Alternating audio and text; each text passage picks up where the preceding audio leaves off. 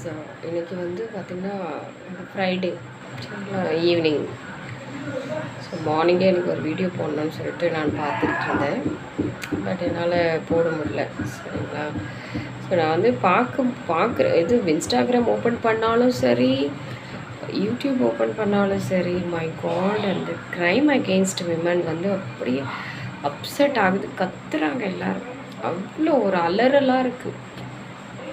அவங்க சொல்கிறதெல்லாம் பார்த்திங்கன்னா ஃபாரின் கண்ட்ரீஸ்லலாம் வந்து அதுக்கான மெஷர்ஸ் வந்து அதுக்கான ஆக்ஷன் பயங்கரமாக சிவியராக இருக்குது. பனிஷ்மெண்ட் எல்லாம் சிவியராக இருக்கே, நம்ம தமிழ்நாட்டில் ஏன் அவ்வளோ இல்லை அப்படின்னு கேட்குறாங்க. ரொம்ப ரொம்ப ரீசனபிளாக தான் இருக்குது.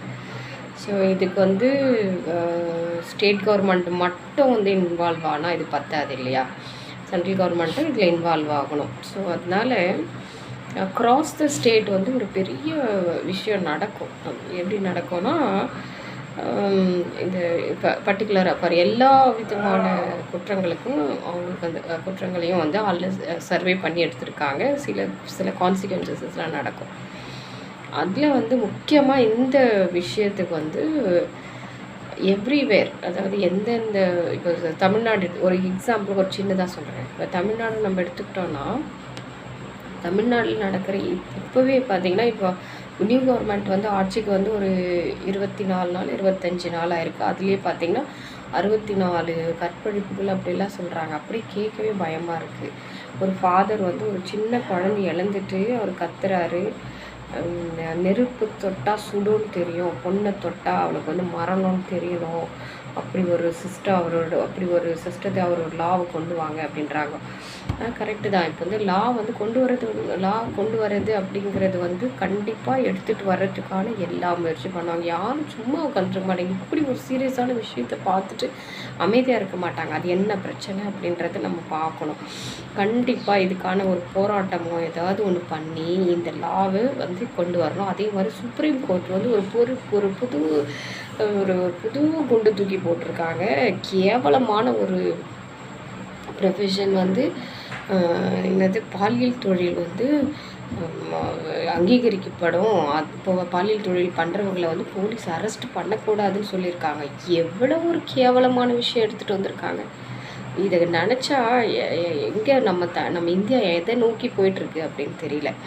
இப்போ வந்து நீங்கள் நல்லா தெரியும், எப்ஸ்டீன் ஃபைல் அப்படின்னு சொல்லிட்டு ஒரு இது பார்த்தோம். அது அதி பயங்கரமான ஒரு கொடூரம். நரகத்தில் கூட கடவுள் வச்சுருக்காரு நரகம்னு சொல்கிறாங்களா, அந்த நரகத்தில் கூட அந்த மாதிரி ஒரு கொடூரங்கள்லாம் நடந்திருக்கா அப்படின்னு தெரியல. ஆனால் அந்த எப்ஸ்டீன் ஃபைலை பார்க்கும்போது சின்ன குழந்தைங்க கதறதும் அந்த எவ்வளோ ஒரு கொடுமை நடந்திருக்கு. இதுக்கு முதல் காரணம் என்ன தெரியுமாங்க? அங்கே வந்து தி அக்செப்ட் இது ப்ராஸ்டியூஷன். இது எவ்வளோ ஒரு கேவலமாக நடந்திருக்கு. ஒருத்தராவது இப்போ நம்ம தமிழ்நாட்டில் நடந்துகிட்ருக்கிற ஓலங்கள் அவலங்கள் அதையெல்லாம் வந்து பார்க்குறதுக்கே நம்மளுக்கு டைம் இல்லை. சுப்ரீம் கோர்ட்டோடைய ஜட்ஜ்மெண்ட்டை எங்கே நம்ம ரிவ்யூ பண்ண போகிறோம்? ஆனால் இதுக்கான போராட்டம் பண்ணுறதுக்கு மட்டும் கொஞ்சம் ரெடியாக இருங்க. ஏதோ லாயர்ஸோடைய ஒரு மீட்டு நடக்கிறதா கேள்விப்பட்டோம்.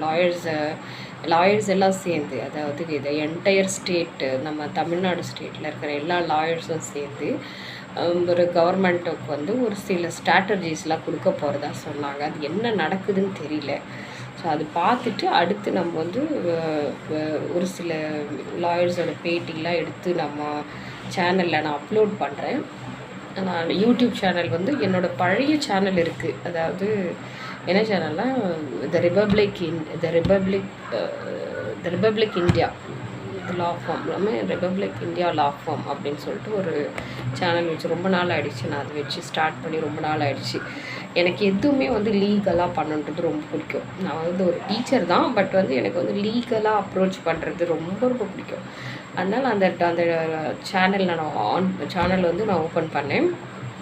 அந்த ரிபப்ளிக் இந்தியா லா ஃபார்ம் சேனலில் வந்து என்ன விஷயம் இருக்குன்னா, நிறைய வந்து லீகலாக எந்த ஒரு விஷயத்தையும் வந்து எப்படி லீகலாக நம்ம சேனலைஸ் பண்ணலாம் அப்படின்னு சொல்லிட்டு நான் அட்வைஸ் கேட்பேன். போயிட்டு லாயர்ஸ் கிட்ட வந்து பேட்டி எடுத்து, சரி இந்த ஒரு சீரியஸான கன்சர்ன்னா அது எப்படி சார் நம்ம வந்து சேனலைஸ் பண்ணணும் அது சீக்கிரமாக எப்படி நம்ம ஜட்ஜ்மெண்ட் கொண்டு வரணும், அதுக்கு பண்ண வேண்டிய காரியங்கள் நடக்கிற வரைக்கும் அது சேனலில் வந்து ஒர்க் பண்ணணும் அப்படின்ற ஒரு எய்மோட தான் அந்த சேனல் நான் ஓப்பன் பண்ணேன், யூடியூப் சேனல். பட் வந்து அன்ஃபார்ச்சுனேட்லி வந்து அது என்னால் கண்டினியூ பண்ண முடியல. பட் இப்போ வந்து அதுக்கான நெசசிட்டி வந்திருக்கிறதுனால அகெயின் நான் ஜஸ்ட் ரெனியூ த சேனல் போயிட்டு மறுபடியும் வந்து யூடியூப் சேனல் வந்து நான் ரெனியூ பண்ணுறேன்.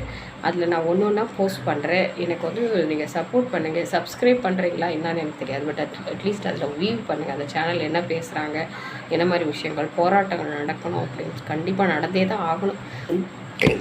போராட்டம் அப்படின்ற இப்போ போராட்டங்கள் நடந்துகிட்ருக்கு அப்படின்னா நல்ல விஷயம் நடக்கும்னு அர்த்தம்.